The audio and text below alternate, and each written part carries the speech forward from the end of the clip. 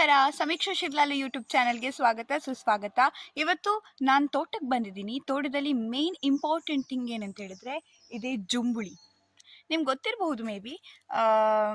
ಕನ್ನಡದಲ್ಲಿ ಪ್ರಾಪರಾಗಿ ಏನು ಹೇಳ್ತಾರೆ ಅಂತ ನನಗೆ ಗೊತ್ತಿಲ್ಲ. ಇದು ನಮ್ಮ ತುಳುನಾಡಲ್ಲಿ ಜುಂಬುಳಿ ಅಂತ ಹೇಳ್ತೀವಿ ನಾವು. ತುಂಬ ಉಪ್ಪು ಹಾಕ್ಕೊಂಡು ಖಾರ ಹಾಕ್ಕೊಂಡು ತಿಂತಾ ಇದ್ರೆ ಅಡ್ಡಿ ಪೊಳಿ ಟೇಸ್ಟ್ ಇರುತ್ತೆ. ಬಟ್ ನೀವು ಟ್ರೈ ಮಾಡಿ. ಬಟ್ ನಾನು ಇವಾಗ ಒಂದು ಟ್ರೈ ಮಾಡ್ತೀನಿ. ತುಂಬ ಬಲ್ತಿದ್ರೆ ತುಂಬ ತಿನ್ನೋಕ್ಕೆ ಅಷ್ಟೇನು ಖುಷಿ ಅನಿಸಲ್ಲ. ಚಿಕ್ಕದಿದ್ರೆ ಖುಷಿ ಆಗುತ್ತೆ. ಬಟ್ ನೋಡೋಣ, ಇದು ಬೇಡ, ಚೆನ್ನಾಗಿದೆ ಅನಿಸುತ್ತೆ. ಬಟ್ ತುಂಬಾ ಹುಳಿ ಇರುತ್ತೆ, ಹೆವಿ ಹುಳಿ ಇರುತ್ತೆ.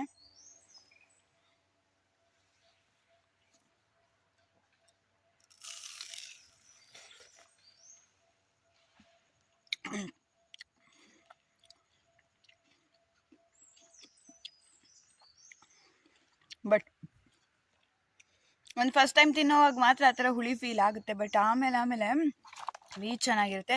ನೀವು ವಿಡಿಯೋದಲ್ಲಿ ನೋಡ್ತಾ ಇದ್ರೆ ತುಂಬಾ ಇದೆ ಮರ, ತುಂಬ ಕಂಪ್ಲೀಟಾಗಿ ಜಾಸ್ತಿ ಜುಂಬುಳಿ ಇದೆ. ನಿಮಗೂ ಕೂಡ ಜುಂಬುಳಿ ಗೊತ್ತಿದ್ರೆ ಕಮೆಂಟ್ ಮಾಡಿ. ಇದು ನಮ್ಮ ಅಜ್ಜಿ ತೋಟ. ಈ ತೋಟ ನಮಗೊಂಥರ ಖಜಾನೆ ಇದ್ದ ಹಾಗೆ. ನಮ್ಮ ಅಜ್ಜಿ ಅದು ಹೂವಿದೆಯಲ್ಲ, ಅದು ಜಮ್ಮು ನೇರಳೆ ಹೂವು, ಅದನ್ನು ತಿನ್ನೋದಕ್ಕೆ ಬಿಡ್ತಿರಲಿಲ್ಲ. ಯಾಕಂದರೆ ಜಮ್ಮು ನೇರಳೆ ಆದಾಗ ತಿನ್ನಿ ಅಂತ ಹೇಳ್ತಾಯಿದ್ರು. ಬಟ್ ನಾವು ಅದನ್ನು ತಿನ್ನೋದೇ ಇಷ್ಟ ನಮಗೆ. ಬಿದ್ದಿದ್ರೂ ಕೂಡ ತಿಂತಿದ್ವಿ, ಅದ್ರ ಮರದಿಂದ ಕಿತ್ಕೊಂಡು ಕೂಡ ತಿಂತಿದ್ವಿ.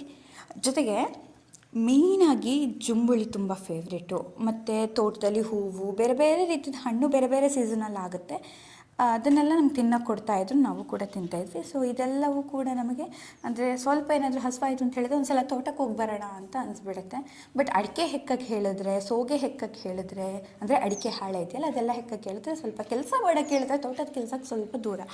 ಅಂದರೆ ತೋಟಕ್ಕೆ ಹೋದ್ಮೇಲೆ ಸೊಳ್ಳೆ ಕಡಿಯುತ್ತೆ, ಅದು ಸಮಸ್ಯೆ. ಮತ್ತು ಅದರಲ್ಲೆಲ್ಲ ಚಿಕ್ಕ ಚಿಕ್ಕ ಹೂಗಳಿರುತ್ತಲ್ಲ ಅದೆಲ್ಲ ಬಟ್ಟೆಯಲ್ಲೇ ಹರ್ಡ್ಕೊಂಡ್ಬಿಡುತ್ತೆ. ಆಮೇಲೆ ಅದನ್ನು ಕಿತ್ತಾಕೋದೇ ಒಂದು ಕೆಲಸ ಆಗೋಗ್ಬಿಡುತ್ತೆ. ಬಟ್ ಆದರೂ ಪರಿಸರದ ಮಧ್ಯದಲ್ಲಿ ತುಂಬಾ ಖುಷಿ ಅನಿಸುತ್ತೆ. ಈ ಚಿಟ್ಟೆಗಳು, ಗಿಡಗಳು, ಬೇರೆ ಬೇರೆ ರೀತಿಯ ಹಣ್ಣುಗಳು, ಇದೆಲ್ಲವೂ ಕೂಡ ತೋಟದಲ್ಲಿ ಸಿಗುತ್ತೆ. ಹಾಗಾಗಿ ನಮ್ಮ ತೋಟ ನೋಡಿದ್ರೆ ನಿಮ್ಮ ತೋಟನೂ ಕೂಡ ಹೀಗೆ ಇದ್ದರೆ ಕಮೆಂಟ್ ಮಾಡಿ. ನಿಮ್ಗೆ ಈ ತೋಟದ ವಿಡಿಯೋ ಇಷ್ಟ ಆಗಿದೆ ಲೈಕ್, ಶೇರ್, ಕಮೆಂಟ್ ಮಾಡಿ, ಸಬ್ಸ್ಕ್ರೈಬ್ ಕೂಡ ಮಾಡಿ.